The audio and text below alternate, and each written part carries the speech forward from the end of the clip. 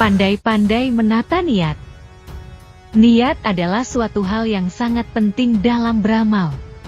Saking pentingnya, banyak ulama yang menempatkan bab niat ini dalam permulaan kitab-kitab mereka. Niat merupakan salah satu hal yang mempengaruhi diterimanya suatu amal. Amalan yang niatnya tidak ikhlas karena Allah, maka akan tertolak. Ada salah satu kisah dari Bani Israel yang menggambarkan betapa pentingnya sebuah niat.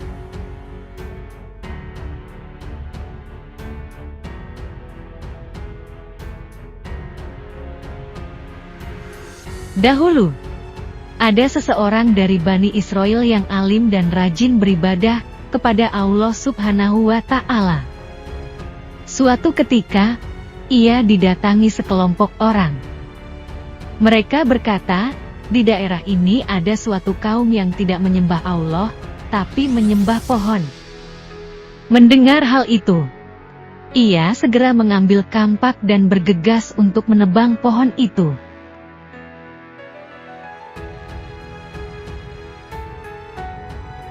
Melihat gelagat tersebut, iblis mulai beraksi dan berusaha menghalangi niat orang alim itu.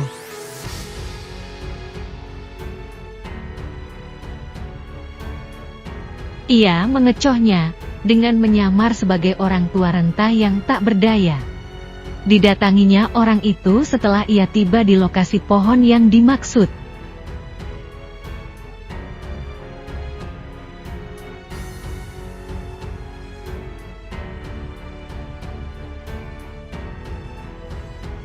"Apa yang hendak kau lakukan?" tanya iblis. Orang alim itu menjawab, "Aku mau menebang pohon ini." "Apa salahnya pohon ini?" tanya iblis lagi. "Ia menjadi sesembahan orang-orang selain Allah." "Ketahuilah, ini bukan termasuk ibadahku," jawab orang alim itu. Tentu saja iblis tidak menginginkan niat orang itu terlaksana, dan tetap berusaha untuk menggagalkannya. Karena iblis berusaha menghalang-halanginya, orang alim itu membanting iblis dan menduduki dadanya. Disinilah iblis yang licik mulai beraksi. "Lepaskan aku, supaya aku dapat menjelaskan maksudku yang sebenarnya," kata iblis. Orang alim itu kemudian berdiri meninggalkan iblis sendirian. Tapi ia tidak putus asa.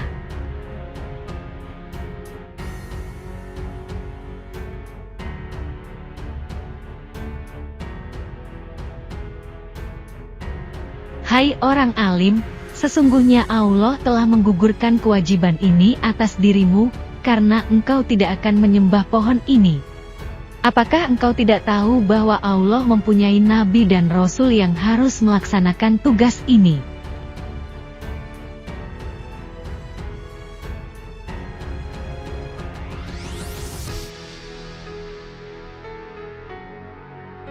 Orang alim tersebut tak mempedulikannya dan tetap bersikeras untuk menebang pohon itu.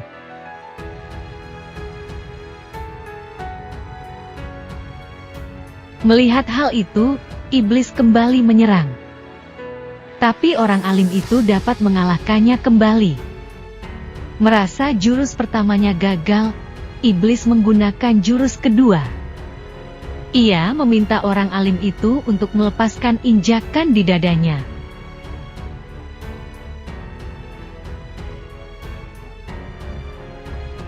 "Bukankah engkau seorang yang miskin? Engkau juga sering meminta-minta untuk kelangsungan hidupmu?" tanya iblis. "Iya." "Memang kenapa?" jawab orang itu tegas, menunjukkan bahwa ia tak akan tergoda.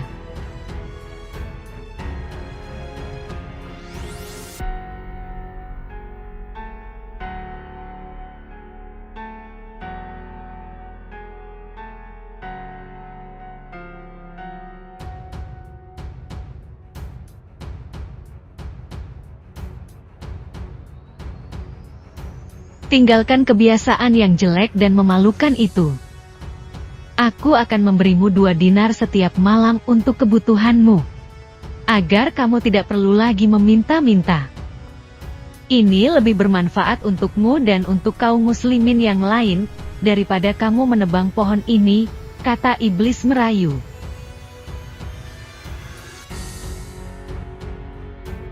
Orang itu terdiam sejenak.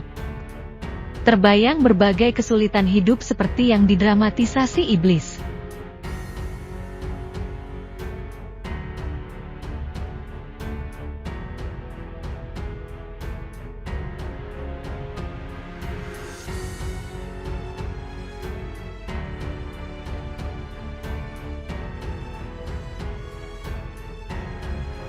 Rupanya, bujuk rayu iblis manjur.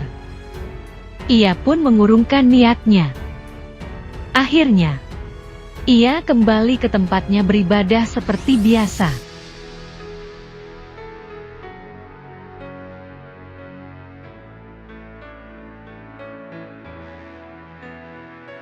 Esok paginya, ia mencoba membuktikan janji iblis.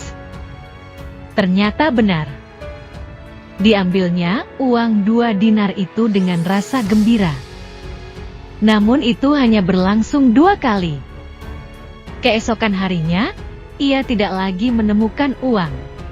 Begitu juga lusa dan hari-hari selanjutnya. Ia pun marah dan segera mengambil kapak, kemudian pergi untuk menebang pohon yang tempo hari tidak jadi ditebangnya.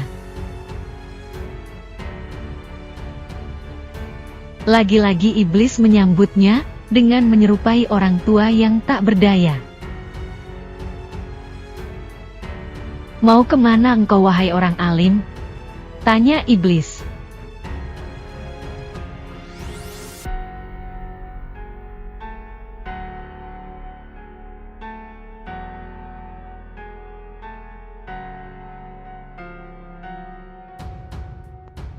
Aku hendak menebang pohon sialan itu. Jawabnya dengan penuh emosi.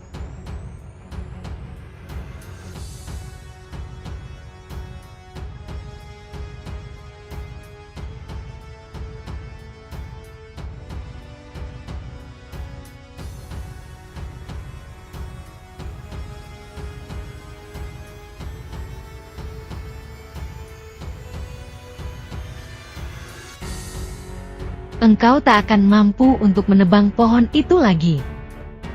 Percayalah. Lebih baik engkau urungkan niatmu. Jawab iblis melecehkan. Orang alim itu berusaha melawan iblis dan berupaya untuk membantingnya, seperti yang pernah dilakukan sebelumnya. Engkau tak akan dapat mengalahkanku, sergah iblis.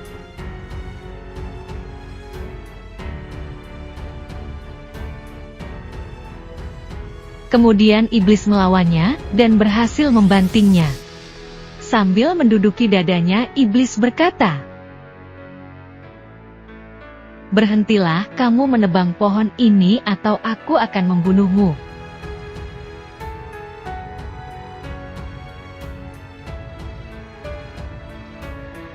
Orang alim itu kelihatannya sudah tidak punya tenaga untuk mengalahkan iblis seperti yang pernah dilakukannya sebelum itu.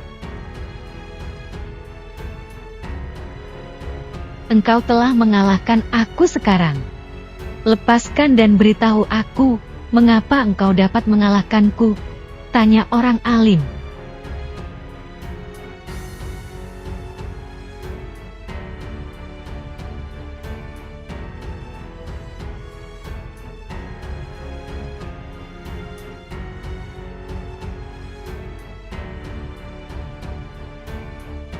Iblis menjawab, "Itu karena dulu engkau marah, karena Allah dan berniat demi kehidupan akhirat. Tetapi, kini engkau marah, karena kepentingan dunia. Yaitu karena aku tidak memberimu uang lagi."